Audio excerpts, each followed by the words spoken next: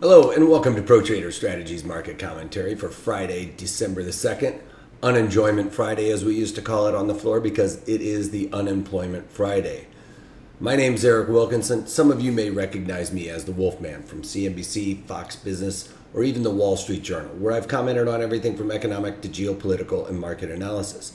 Please keep in mind that everything that we talk about in these daily market commentaries is not a solicitation to buy or sell any of these securities or strategies. At the end of the day, I'm here to teach you some different strategies that you can implement into your portfolios, but please do that in your own way. The reason why I can't give you a recommendation on a particular stock or strategy is because I don't know your risk parameters, I don't know what's in your portfolios, and therefore what I'm doing could be counterintuitive to what you are already doing. Having that out of the way, let's get this on. A little bit of economic data today. As I mentioned, it is Unenjoyment Friday, which is when we get the non-farm payrolls number, and it actually came in line with expectations at 178,000 hires versus the expected 177,000, so right in line with expectations there. We also got the unemployment rate, which surprisingly dropped down to 4.6%, was expected to be coming in at around 4.9%. So good for the people that are looking for a rate hike, not necessarily indicative of a bear, but at the end of the day, it is looking more and more like the Fed is going to increase interest rates here in December. So we'll have to see how that pans out. I think they should wait until after the Christmas season, let this really start, get this ball rolling, if you will, but we'll have to see how they're going to work that all out. We also have Bernard speaking and Trulio speaking, which are Fed governors, and we'll have to see what they have to say. Anyway, on to the overall markets. It's actually not necessarily an unenjoyment Friday because most markets are up as we speak. We've got crude oil right here up 35 cents, trading at $51.40. So, but right there at the value area high should act as resistance. I thought we were going to test that 52.22 52-week high yesterday. It came very close to it, but fell short and then came off late in the day. But today we are pushing higher as we go. It's still going to be a question as to whether or not OPEC really follows through with their oil production cuts. Onto gold pushing higher as well, up almost $8 on the day. Yesterday's doji I was talking about, it really made it look like the bottom may be coming in. You know, it looked like that here too as well, and then got confirmed to the upside. We fell back down, but the more times you start seeing that, the stronger that you can see that the bulls are coming out. So to me, it looks like the bulls are coming out a little bit more in strength. We'll have to see how that pans out on Monday. Then on to the bonds. Bonds up a point after the past couple of days, just seeing it really fall out of bed, down 2 points on each day for the most part. Bonds trying to make its way back despite the fact that the Fed could be raising interest rates, albeit it's probably only going to be a quarter of 25 basis points or a quarter of 1% to get that interest rate moving higher, just to get people used to it is what they're really looking to do, I guess.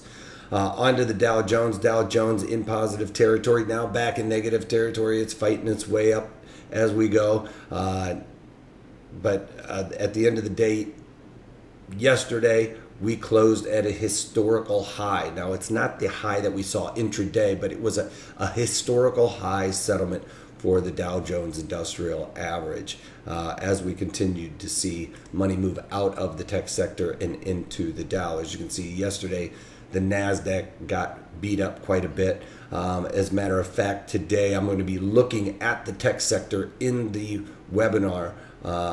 So check that out. Go to protraderstrategies.com. I'm going to be talking about a lot of these tech names that have been beaten up and look like they are primed to have a bit of a rebound, just because there was a sector rotation from some of these really big funds. And I think we'll be able to take advantage of some of those prices that got beat up.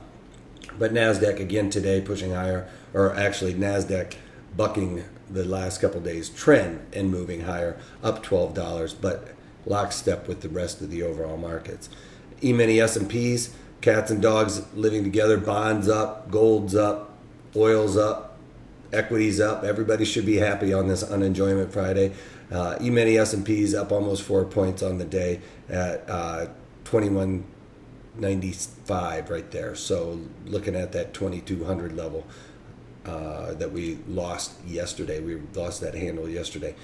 Here you go. We can see on the economic data points overnight we were rallying off of some of the PMI numbers coming out of like Great Britain.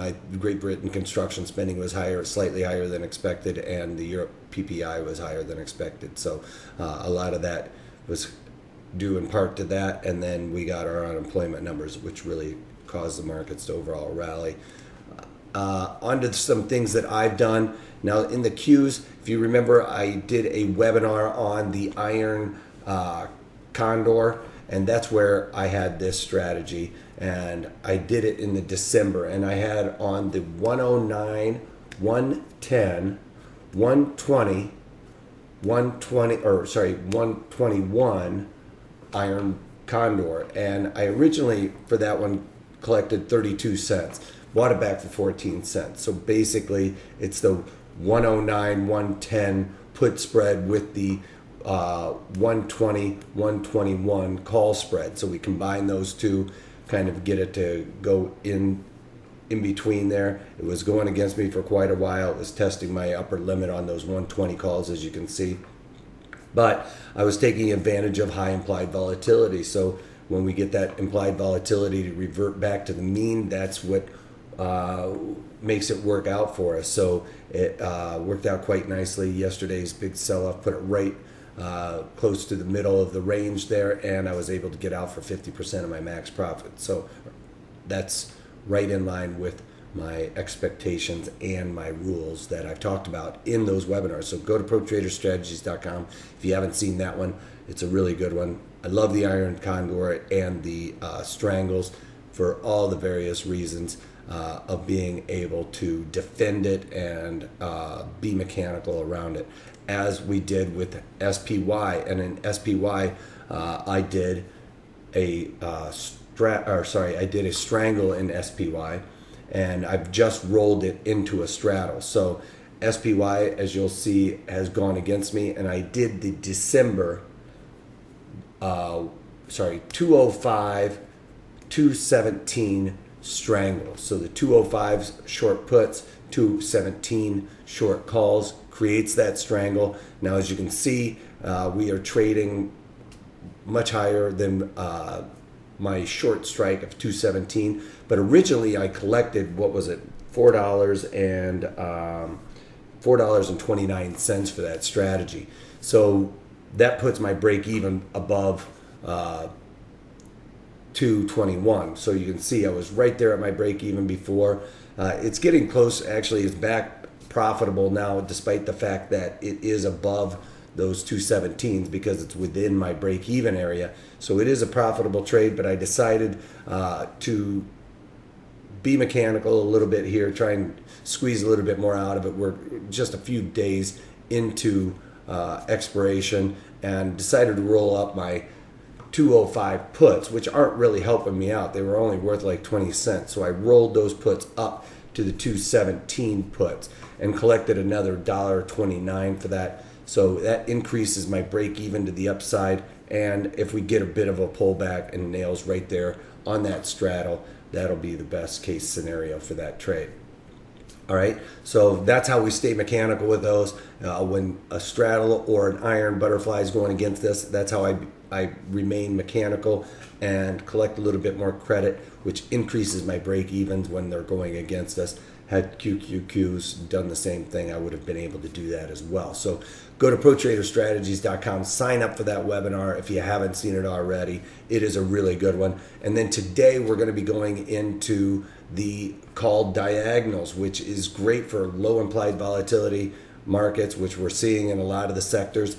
And when something's beaten up right after earnings, we can take advantage of that implied volatility increasing as we go into the next earnings cycle. So I'm going to be talking about how to set that up and increase your probabilities of profit going forward. So this is one of my favorite strategies to put on right after the earnings season. I'll talk about all of those reasons why, but you can check that out at protraderstrategies.com, and I hope to see you guys all there. Otherwise, have a great weekend, and if you can't take that, take it easy.